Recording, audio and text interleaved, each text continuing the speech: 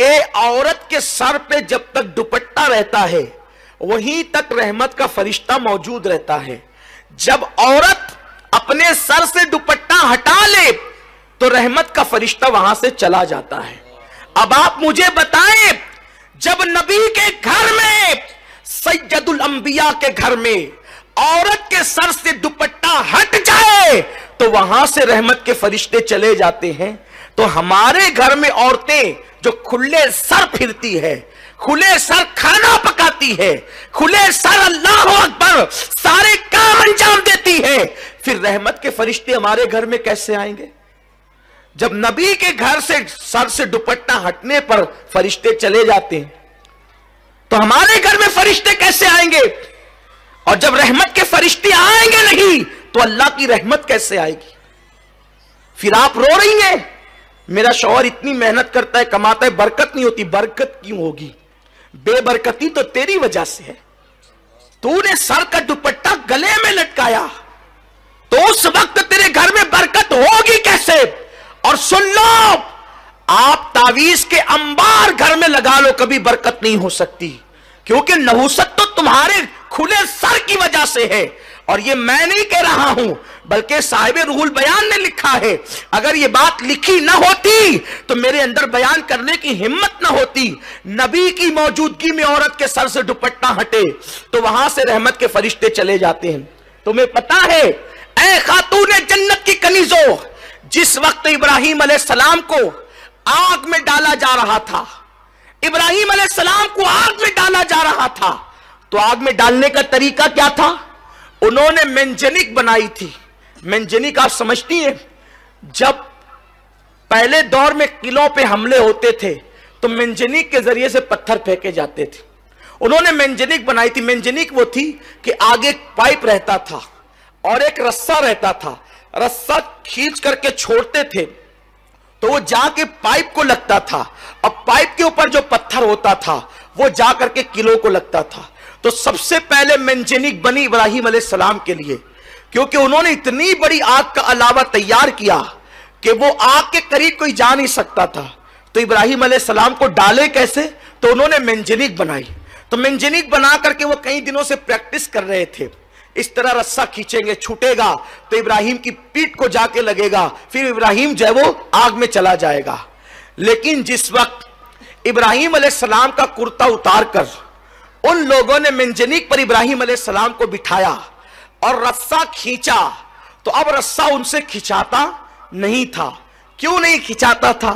इसलिए कि फरिश्ते रोकर कहते, अल्लाह तेरा इब्राहिम तेरा नाम लेवा, अब वो आग में डाल दिया जाएगा, हम उसकी मदद के लिए जाना चाहते हैं। तो फरिश्ते मदद के लिए आ गए। इधर से नमरूद वाले रस्सा खींचते, उधर से फरिश्ते रस्सा खींचते। तो फरिश्तों की ताकत के सामने नमरूदी नाकाम रहे, तो वो रस्सा खींच नहीं पा रहे थे।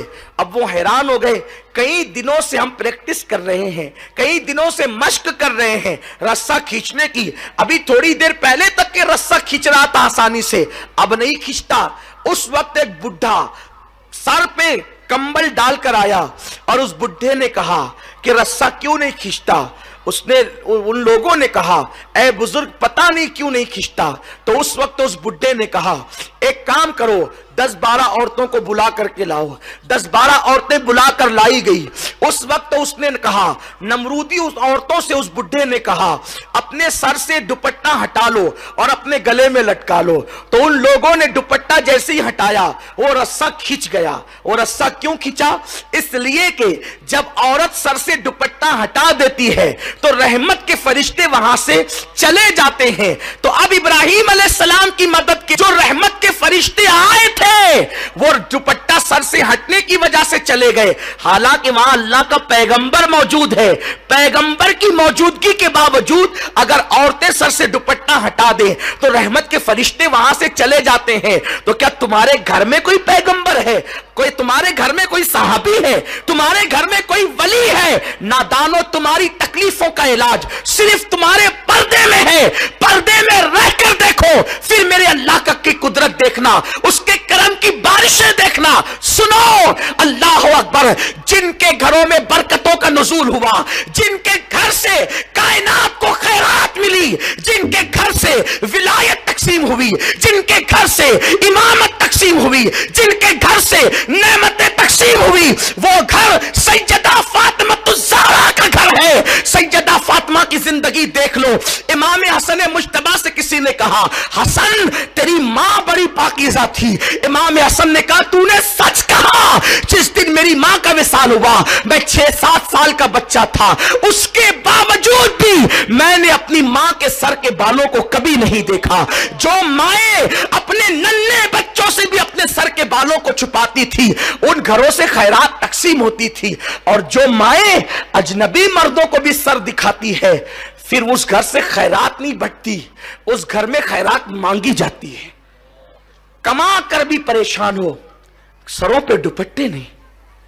औरतें घर में रहती है तो यूं समझती है कि अब कौन आने वाला, और सगा भाई तो है, देवर तो है, बेटा तो है। सोचो, क्या देवर से पर्दा फर्ज नहीं? क्या बहनोई से पर्दा फर्ज नहीं? और माए कितनी मुकद्दस थी, जो बेटे से भी सर के बालों को छुपाती थी।